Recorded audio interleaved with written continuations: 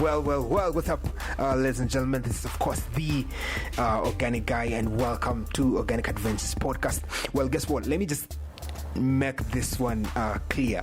That might not be the best beatboxing that you will ever hear in your entire life. But guess what? I promise before this particular podcast ends, you might have just listened to one of the best beatboxing of all time. That's what I'm gonna say. I'm not giving you a lot of details about it, but that is what I'm gonna tell you. But before we dive deep into this particular podcast, I want to just give a special shout out to our friends from Think Organic Kenya, who have made this particular podcast to be possible. They actually proud themselves as being the home of organic products, and good reason perhaps behind that.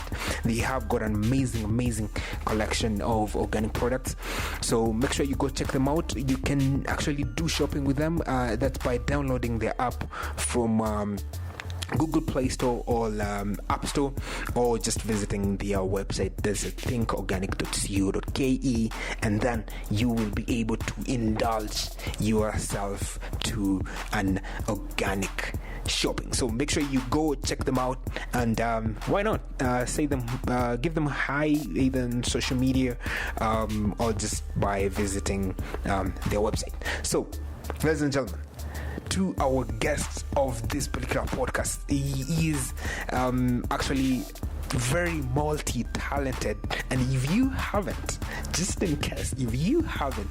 heard about this guy, I am not sure where you're living.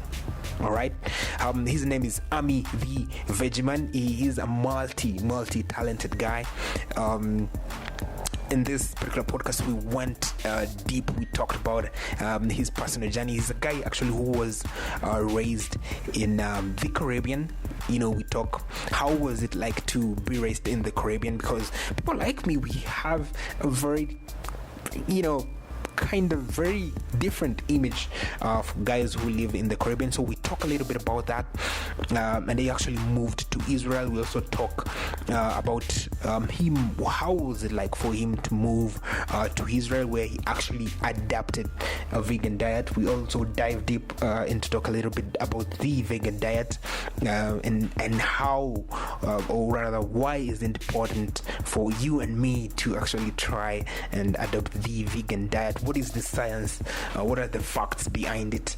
We talk a lot about that, and of course we talk about his music. He is a recording artist, ladies and gentlemen. He is a musician who has he's a musician who has 4 albums, his latest being Truth Fire. So how many of your favorite artists actually have got 4 albums? Not many, right?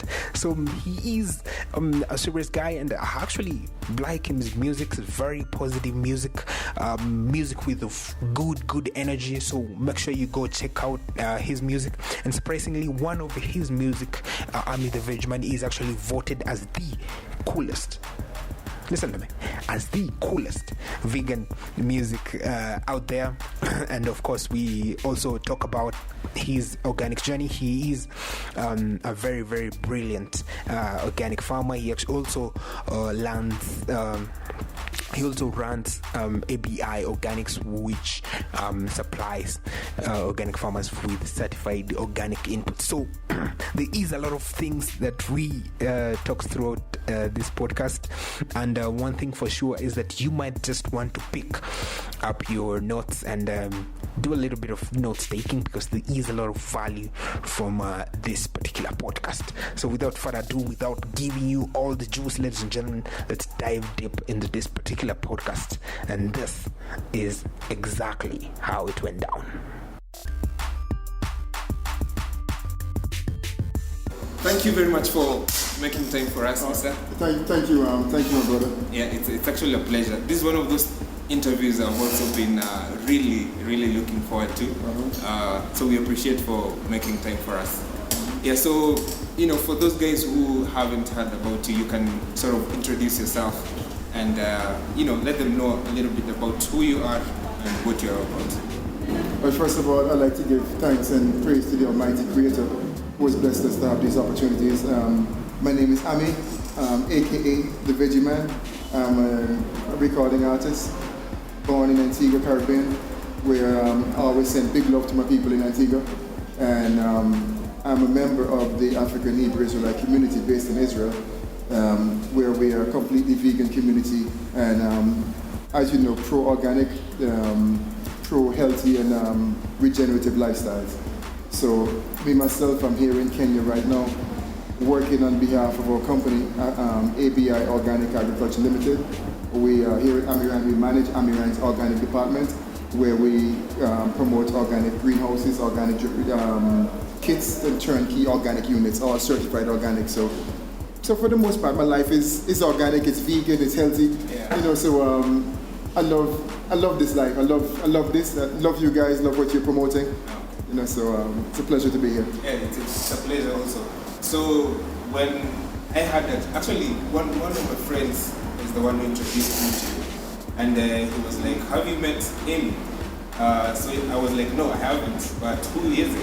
And he told me he's an Israeli who is really passionate about organic. Then a few months later, that's when I got a chance to speak with you through the phone, and I was like, "There's no way this guy is Israeli," you know, because of your accent.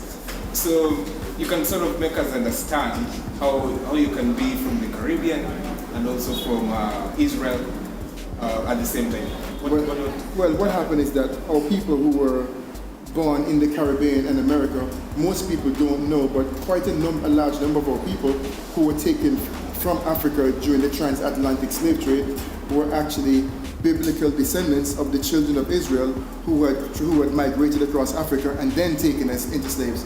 So a large number of us, I would take that back, a small number of us realized that our heritage was not only back to Africa, but that our heritage was tied into Israel, and that the entire story and the prophecies and even the return of the children of Israel was about us as a people, that we had to return to begin to activate the laws of God and to activate the Creator on our behalf. So we, in 1969, under the leadership of Benjamin, a small number of our people migrated back to Israel and began to build what we call the kingdom of God, or the kingdom of Yah on earth. And in that, it was not until 1994 when I first met the community. And as a young artist growing up in Antigua, I was known as, back then, as Lenny Fresh, the human beatbox, where I was doing all the and all that type of stuff, you know, and imitating just about any instrument. But once I grew older, I began to ask questions. I mean, who are we? I mean, where are we from? How do we connect to Africa? Because we're black and we're being told Africans are running around only with spears and arrows and, I mean, eating each other. So they gave us this negative image of Africa. So I became a lot more inquisitive, and even seeing the movie Roots back then, and there's so much that connected us, and we were trying to make sense of this. So when I first met a member of the community back in '94, and he said to me, "Ammi, you know that our people were actually the people of the Bible, and the Bible is a black history book, and that the images you see of the Bible in terms of the European images that you're seeing, that those are not the original people. The original people were actually taken into slavery, into America, into the Caribbean, and you are among the tribe of Judah. These are the people, and this is where you belong." So when he began to say it, and he began to explain to me that a community was already being built in Israel, a black community, and that we're vegans and there's no disease and no crime, I said, this sounds impossible, but I want to see it for myself. And I want to, it gave my life a lot more purpose when I connected to the community. So that when I say now that I'm a Hebrew or I'm an Israelite, it's not just saying that, you know, I am a member of a community, or I'm just a part of a religion, or I'm just a part of something that somebody's trying to do. I'm saying that my national origin is Israel. It's biblical. It's David. It's Moses, and not just the David and Moses you see. It's Black African David. It's Black African Moses. It's Black African Yeshua, who we call Jesus. It's Black African Isaac. You know, so Black African Abraham.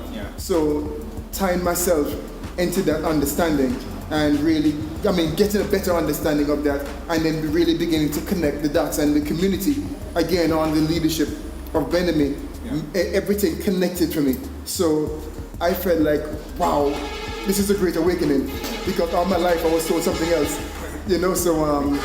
so I then moved to Israel, and I can say, as a member of a great movement of people who are bringing, God's power into being.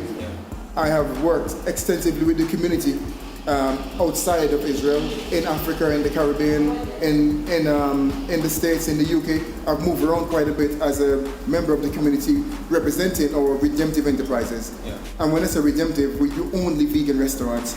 We do only natural clothing and fashion.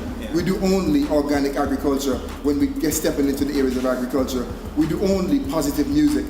So the industries we touch, and when we, even in terms of our health institutions, we do only regenerative and natural health. So all of our businesses have been tied into what we call redemptive enterprises for the redemption of our people. Okay, pretty interesting. So obviously traveling has been a big part of your life. It has. So, and during your early years you stayed in the Caribbean. Yes, I did. So how was that life? Because when suddenly my generation, when I was growing up during the high school days, we used to consume a lot of music from the Caribbean, and all we used to see in the music videos was a lot of violence.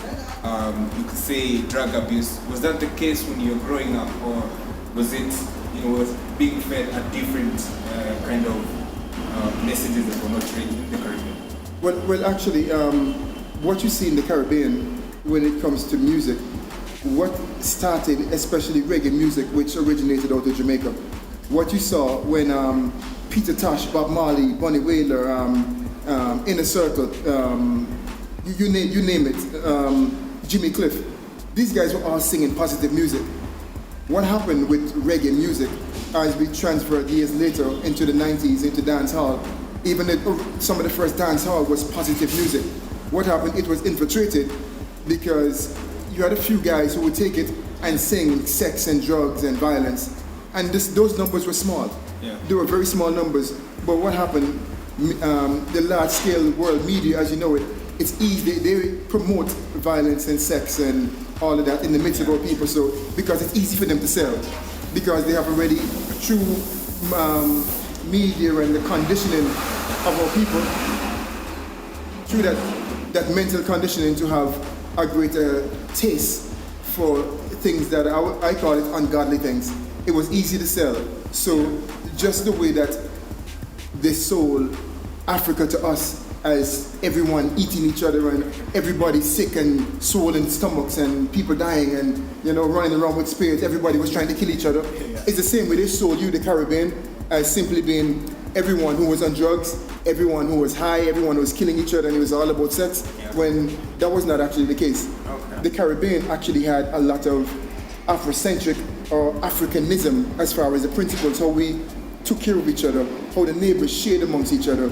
Even me growing up, I could go to my neighbor and say, I need some salt, I need some sugar. So we shared everything. It was a lot of love. We didn't lock our doors growing up when I grew up in the Caribbean back in the 70s and early 80s. We didn't lock our doors. You could leave home and no one would ever break into your house. So it was a completely different experience that we had. So then it was not until later on that it was infiltrated with the media broadcasting and we were socialized. So in the Caribbean you see today, the Black America that you see today was not what it was then. This was something that changed over the years, and the mainstream media had a major role to play in that. So what you see was not all of that. It was not the majority of the community was quite peaceful. So we were being basically sold a different image than what was happening actually on the ground. Because simply what happened when you look at the world today, and you say someone has an agenda.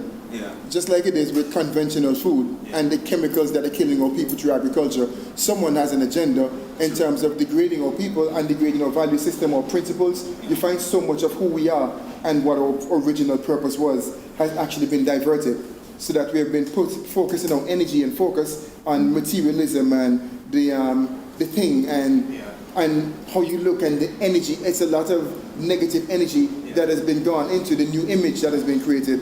So this new image represented something else and someone else's agenda. Where our job now, which is why I say as an Israelite or as a son of God, our job is to turn our people back to the Creator through our music, through our business practices, through our social behavior and conduct, through our family structure, through our just about everything that we do. Yeah. It's supposed to be we had to be the living examples and then broadcast that example as something that now you can get excited about farming, organic, and knowing that something now that people, man, I can be an organic farmer, I can sell healthy food and eat healthy food, and then we also take it to the table where we have a Soil to Soul program that we're pushing, where you actually take this food now and make some real nice healthy dishes. Yeah. So we're making the right things fashionable again. True. So talking of image, one thing that a lot of people easily associate with you is veganism. So talk us through about that. How was it? Were you born in a vegan family, or is it something that came later into your life? Oh, no, I was not born vegan. A matter of fact, when I think about people, mainly in the Caribbean, people eat a lot of meat. Eat a lot of meat, and I grew up eating a lot. Now you have quite a bit about people in the Caribbean who are waking up to the understanding that we were actually created as herbivores and not carnivores.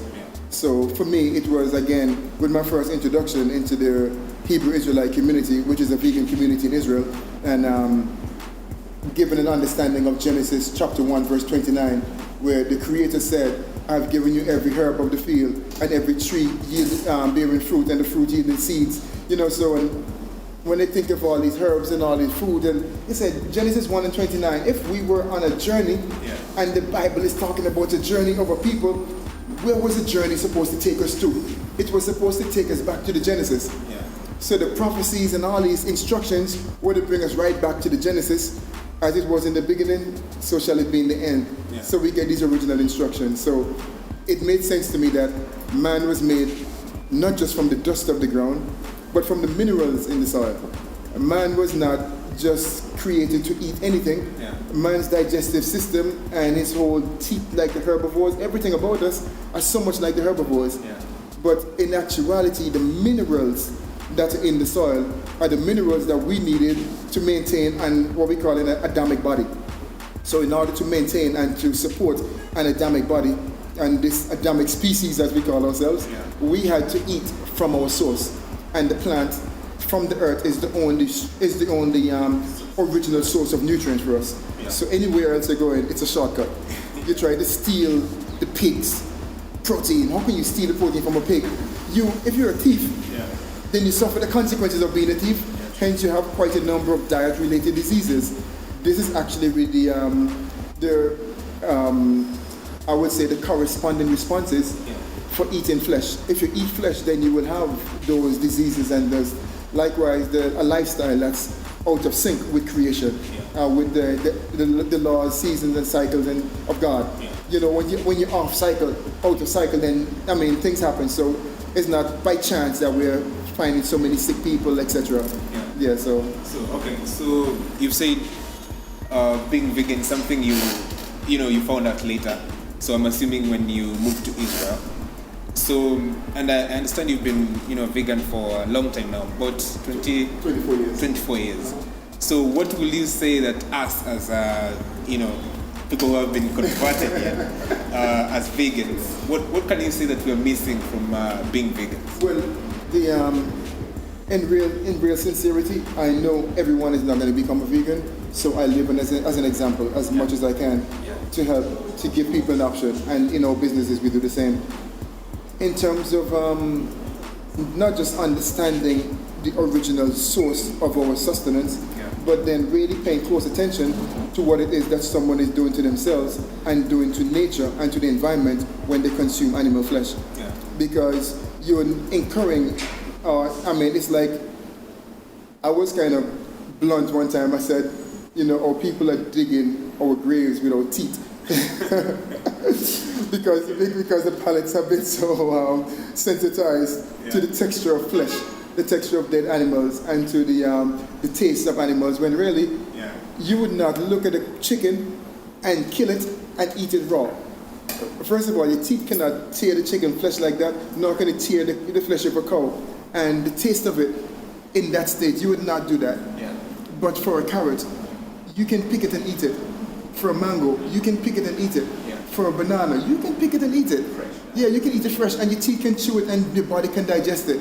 So there's a lot of work that goes into having to kill an animal. Yeah. I mean, you talk about the process of slaughtering, and that animal is somebody's cousin, it's somebody's uncle. You know, I tell them all the time, I say, man, that's a chicken's uncle. That's a cow's nephew. You're killing somebody's nephew. And so the concept is something that may not necessarily be easy for everyone to understand, because in the scene, as far as nutrition on a larger scale, through the institutions of the world, they teach you that you have to eat beef to get protein, you have to drink milk to get calcium, etc. When there is nothing further from the truth, because the lifespan of a person who consumes plant protein and plant calcium, etc., is the first of all, the person is in much healthier condition, and the lifespan is much longer than one who would have consumed animal flesh over that same period of time. You'll find that there's a major decay in the bones from having to consume protein and calcium from a middleman versus going directly to the source. Go directly to the source and you get exactly what you need. Yeah, it's now actually makes sense, because all these animals get their food from the plant. And we actually look at the rhino. Yeah. Look at the rhino and the elephant. Yeah. You cannot stand up next to them. These guys are strong. Even the lions respect them. Yeah. So it's a matter of getting the mentality right from a very early age. Yes. Okay. So now actually that makes sense. And then if we could move to another chapter of your life, which is a big part of you, and that's music. So I understand you've been doing music from a very young age. And I think 13 years old? 13 years old, Yeah, so that's pretty early. How did you get into music? Is it something also you were born into, or it's something also you... Well, back in the early 80s, it was the breakdancing era, and we had quite a number of people who were into breakdancing and hip-hop in the Caribbean. It came from America, and it coming from Black America, something, an art that we found really interesting. We wanted to break dance, we wanted to rap. So I myself, I guess I was into poetry for a long time, but I found myself being able to imitate the guys like the Human Beatbox from the Fat Boys and Dougie Fresh, etc. And then I took what they were doing and put my own sounds to it. So music should be for the purpose of enhancing people's lives, enhancing the creation, and also representing the creator. So like I was saying, anyone who is an artist should really be connecting to the universe, to the creator, so that you're expressing something. You become like a conduit. So you receive it and you express it from a real pure place, and not attempting to tap into the negative energies that are around you. It's supposed to be bringing something to get rid of the negative energies, because the artists, we are supposed to balance creation.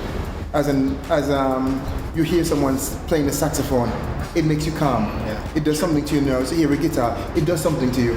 So likewise, when you listen to the lyrics, it's supposed to have a similar effect. It's not supposed to inspire you to do someone wrong. It's not supposed to inspire you to express yourself in a more lewd or provocative manner. It's supposed to inspire you to do right. It's supposed to relax your nerves. It's supposed to heal you. So music is supposed to heal. Music is supposed to regenerate.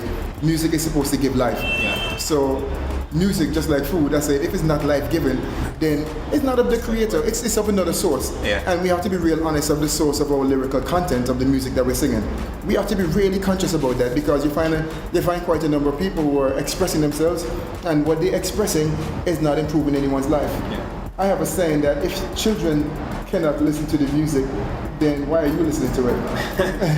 True. So, because in the bigger picture, it will have the same effect. Exactly. So it has to, music itself has to, it has to be of some real clear and concise essence that's going to give someone something of substance positively.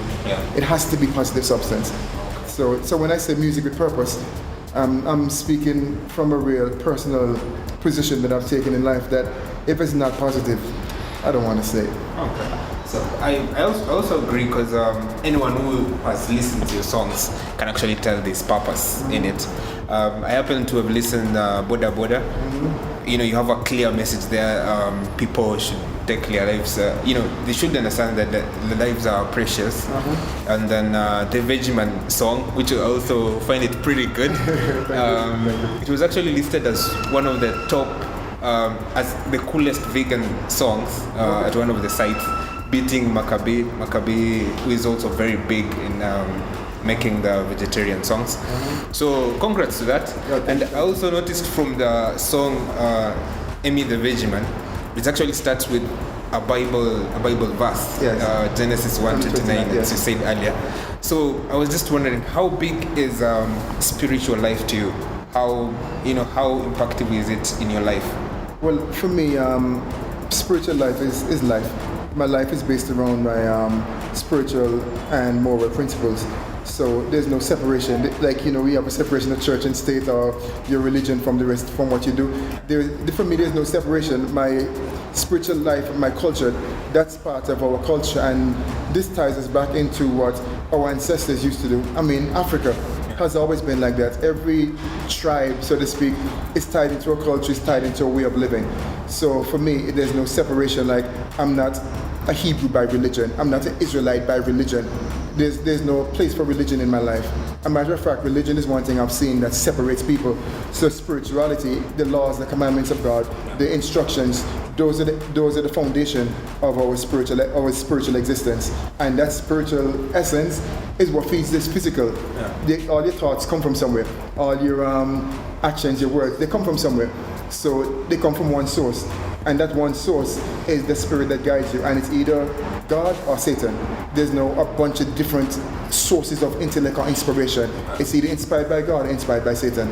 So I say the source of my music and my life and everything that I do my best to tap into that one source. And any distractions is like zzz, it's like a buzz, it's distortion. No, I can't say that. No, I won't do that. No, I can't sing that.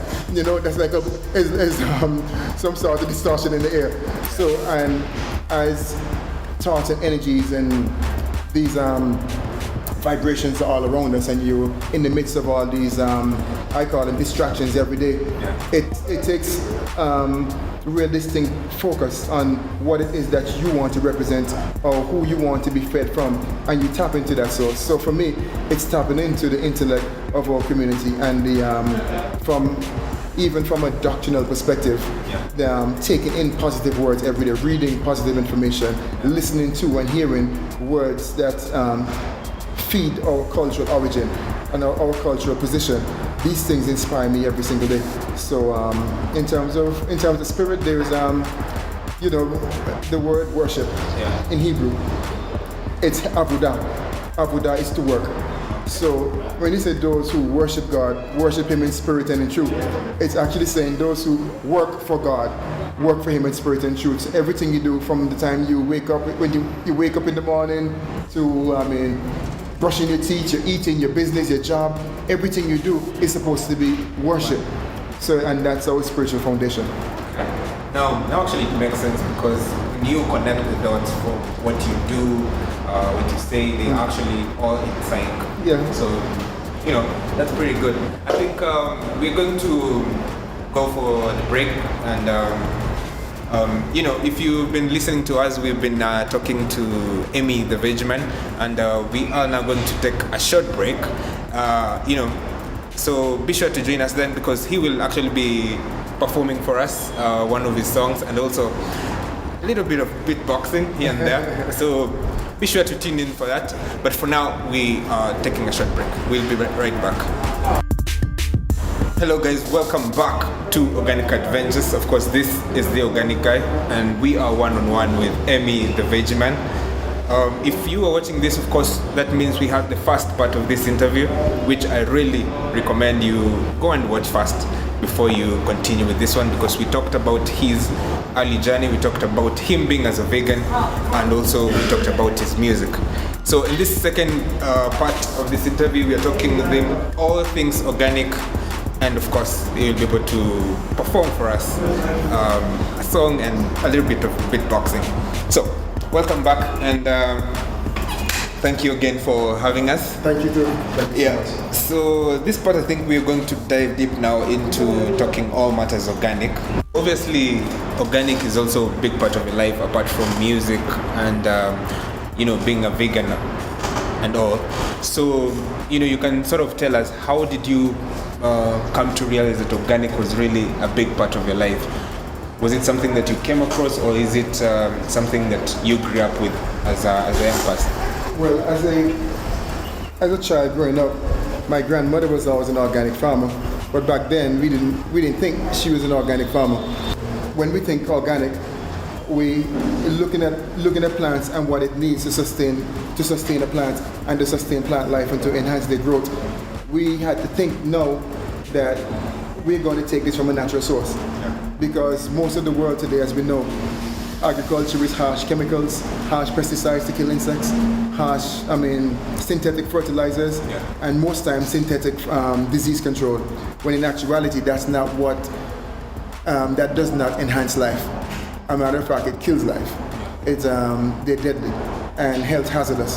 So what started me on the journey was the meeting at the time our Prince Yadiel, who we call the Prince of Agriculture. He really started me on the journey of, he was my teacher in the school of the prophets in Israel, and then he also took me on to being an assistant manager at our community agriculture project back then. And a lot of what he taught opened my eyes to the fact that a lot of what people are doing people are killing themselves, people are killing consumers, it's all death. And I didn't realize there was so much death in agriculture, because even for us who are vegans, we're eating vegetables so that we can live. Not realizing that the chemicals that were being used on these vegetables were actually taking life. That way they were deadly and hazardous to human health.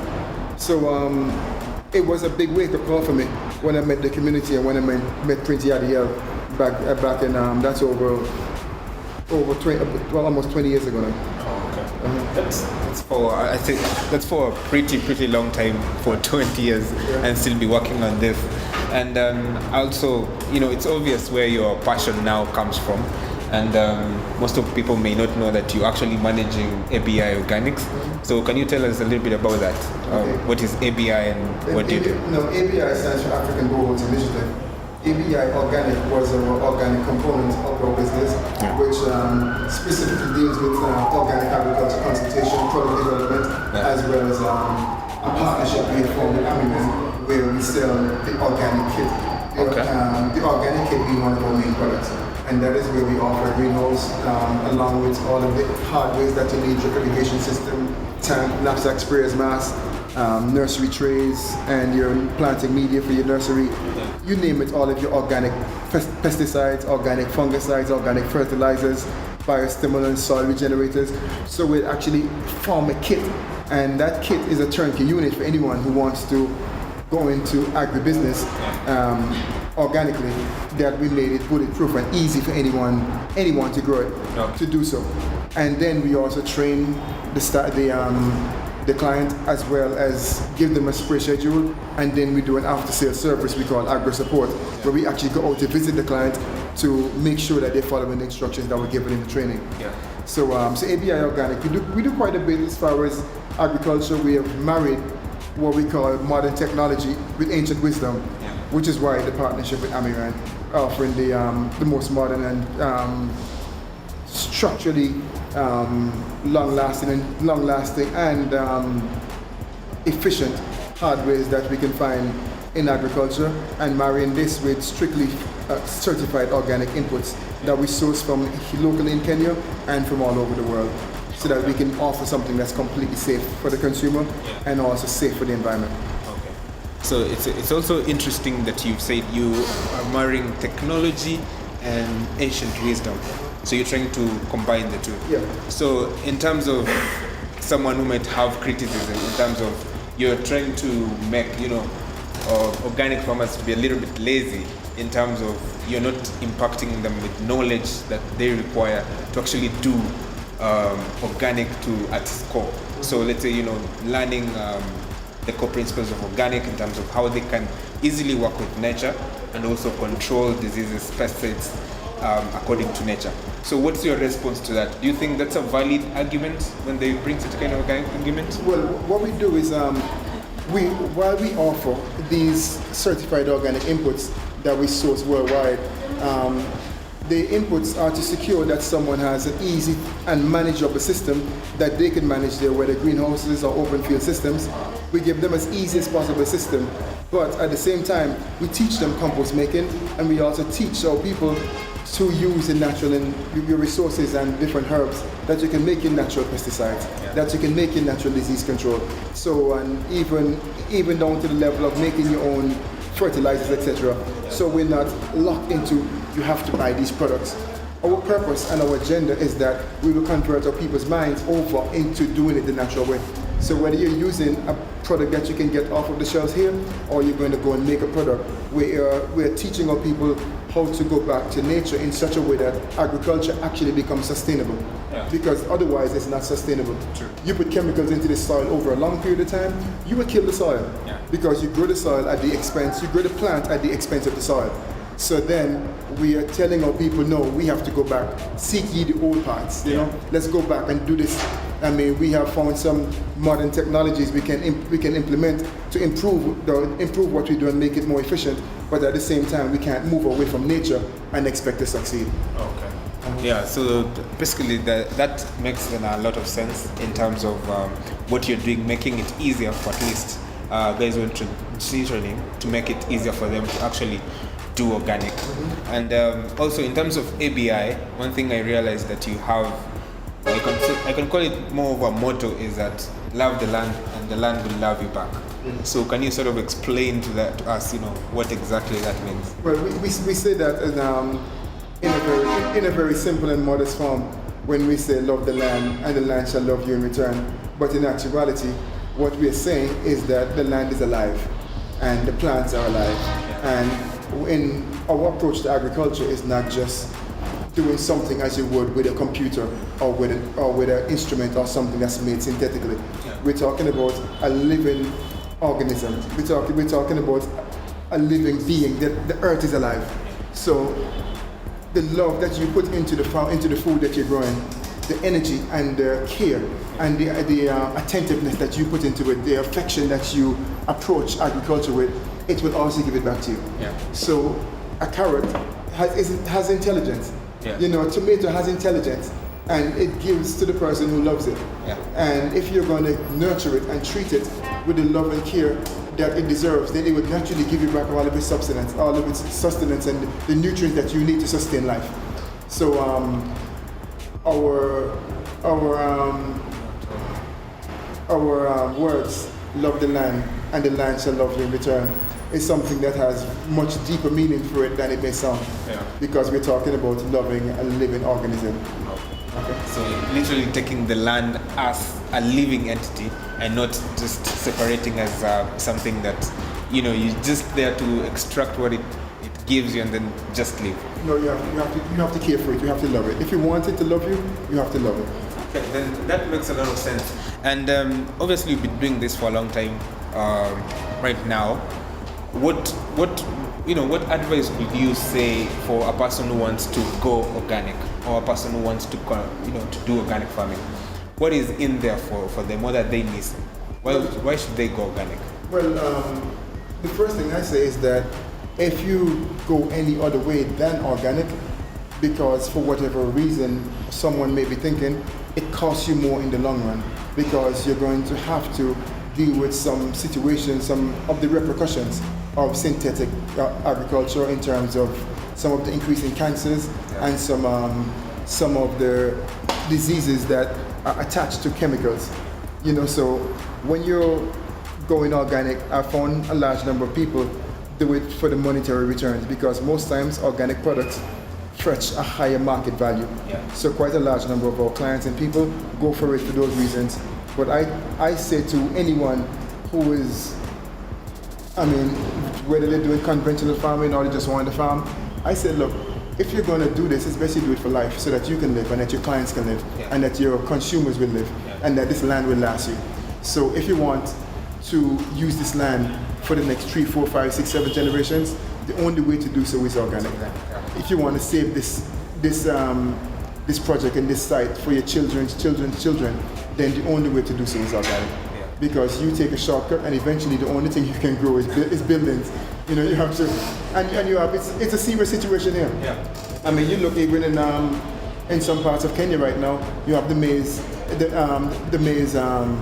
production rate has dropped significantly, and farmers are attempting to seek stronger and stronger chemicals to grow the maize.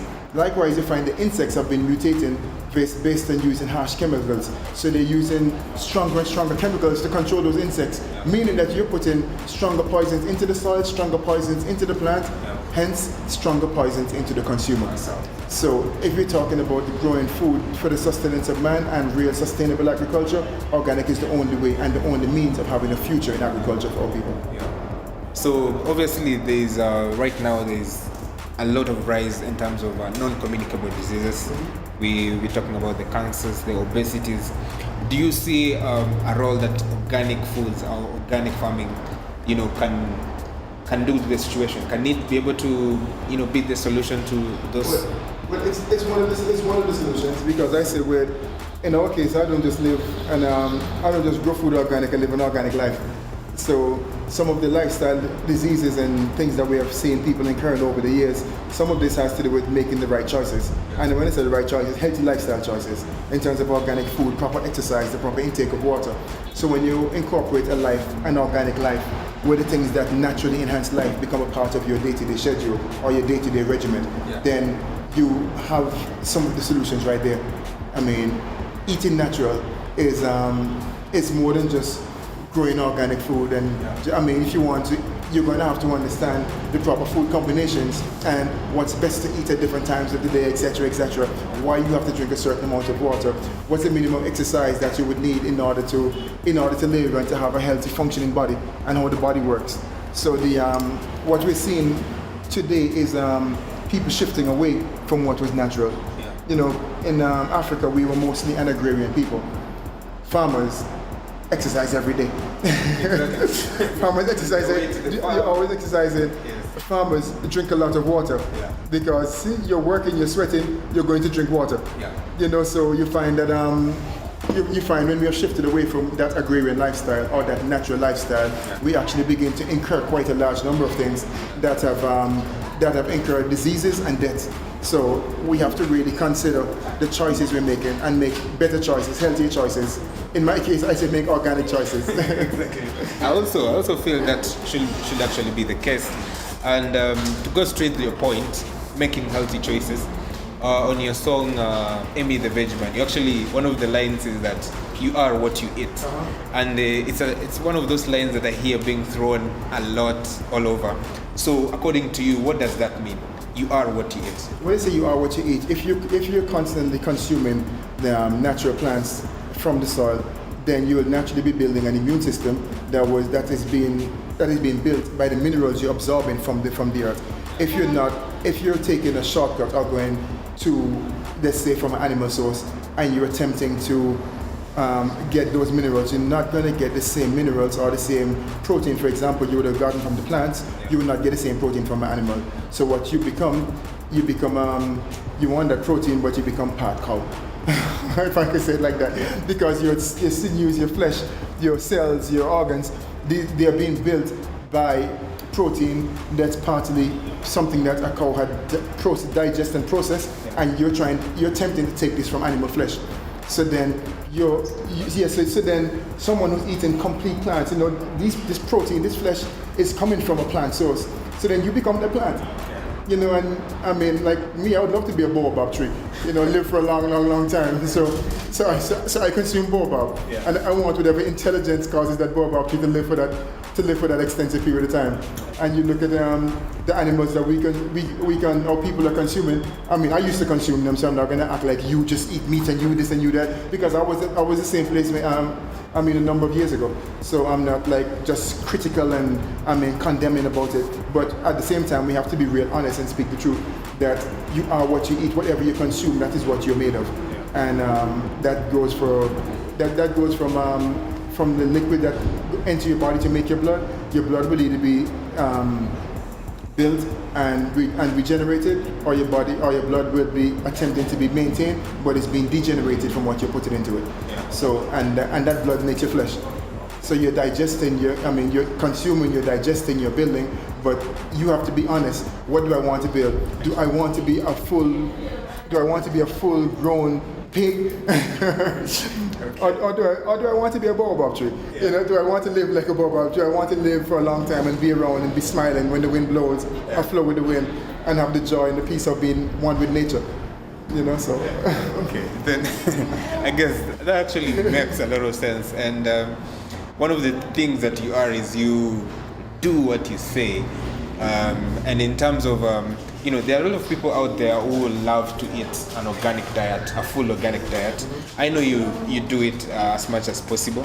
So do you have sort of any kind of tips for anyone who wants to go organic? Any easier way that they can transition to eating organic? Eating organic will, first of all, organic comes with some, people have to be, fortified or given the knowledge of why organic, so that it makes it easier for you. So you know why I'm doing this. Yeah. I'm doing this because I don't want those chemicals in my body. I don't want to die. I want to live. You know, so it makes you begin to research, and you begin to find all the places that you can find organic. The people who are certified organic food distributors, where the organic markets. So in Kenya, you have a few organic markets. Yeah. But what my advice is to begin to check the farmers. If the consumer begin to check the farmers, when I say check them, where are you growing this food? What do you put in this food? Is this food grown with harsh chemicals? Is it grown with sewage water? Is it grown with this? So you begin to check the farmers, because you make the farmers responsible. And if we share more and more information with the farmers and give them an alternative to let them know that modern farming and agriculture is not only conventional. Modern farming and agriculture can be done organically, and it does not need to be expensive. Yeah. So we can bring the cost of organic produce down, but it has to be a great awareness. Yeah. So my answer is that the first area has to be the area of awareness, but then people need to begin to source and find those places that they can get the organic vegetables.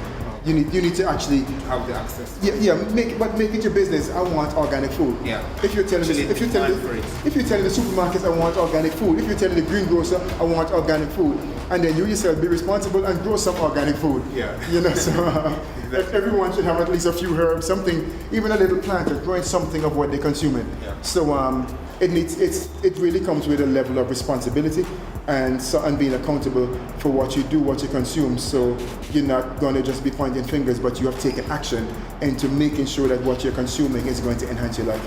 Okay. Thank you very much. I think that has been an active conversation, lots of learnings, and a lot of insights on what can be done and what we can do in general in terms of trying to go organic.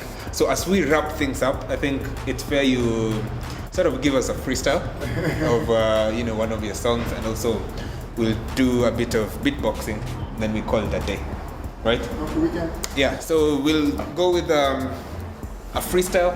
I think the song that you think that will have the most impact, then we'll do a bit of beatboxing. So if you need help, This is the song that has the most impact. This is a song I made recently because everyone knows the Veggie man. I don't want no move, I don't want no man, I don't want no oink, I don't want no clack, clack, clack, clack, clack. But this is the song that comes to mind right now. Is a song I call Another Song, which is like a response to the Veggie man. Yeah. Where I said, them send for the Veggie man because they want another song. I said, I'm coming from the farm with fruits and veggies in my hand. Then, hey, say you don't know the veggie, then I suggest you try. Wisdom come from the ancients, some are not living on a lie. If you don't eat your veggies, you would get sick and die. Wisdom come from the ancients, some are not living on all of the animal killing and eating. I tell them that is not real food. And when I tell them the truth that is bad for them head, then they turn around and say that my rude. The almighty laws don't set in the earth, and them things you can't change. It might sound strange when things rearrange, that's why them send for the Veggie man. Wisdom comes from the ancients, yeah. Exactly. So I think we're gonna have a beatboxing. I like to hear those sounds. You like to hear the beat? Well, Yeah. We can even do the Say it again. We can do The lyric to the beatboxing? No, it's not easy. It's not easy to and sing and sing and chant. Tell them the truth and then make it come last. Come.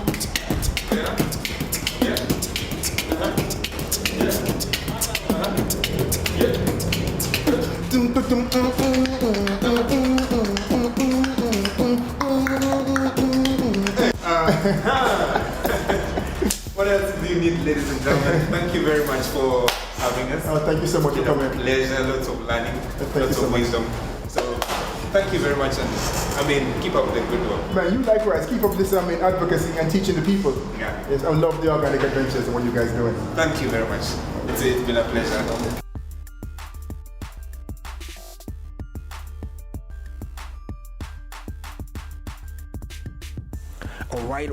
All right, ladies and gentlemen, we did promise you that there is going to be a lot of entertainment in this particular podcast, and of course a lot of learnings from this particular podcast. I don't know about you, but I did actually learn a lot of stuff from this particular podcast. We also hope that you did, because that's what we're all about. We're all about ensuring that you experience an organic magic. All right, so we will continue to bring you this such a amazing guest on this particular show. Of course, make sure you stay tuned to our podcast, and of course make sure you subscribe to our podcast and share it with your friends, of course, so that we can continue to make sure that we spread this particular magic. All right, a special thanks, of course, to our friends at Think Organic. Make sure you go check them out. You can visit their website, thinkorganic.co.ke, and of course download their app from Google Play or App Store for you to enjoy your shopping. Remember, they are all about ensuring that you and me have access to organic products. All right, so make sure you go check them out, and of course that will be a delight, and you can actually make sure they know that you got this information from us. That will be a bonus from us. Of course, from us is that we will continue to give you and bring you amazing guests in this particular podcast, so that you can be able to understand a thing or two from this organic, eco-friendly and sustainable world. What are the 2 or 3 things that are happening in this particular space? We are all about starting that kind of conversation that you can be able to get value from us. So, ladies and gentlemen, this is of course your host, the organic guy. Till next time, ladies and gentlemen, remember to be organic.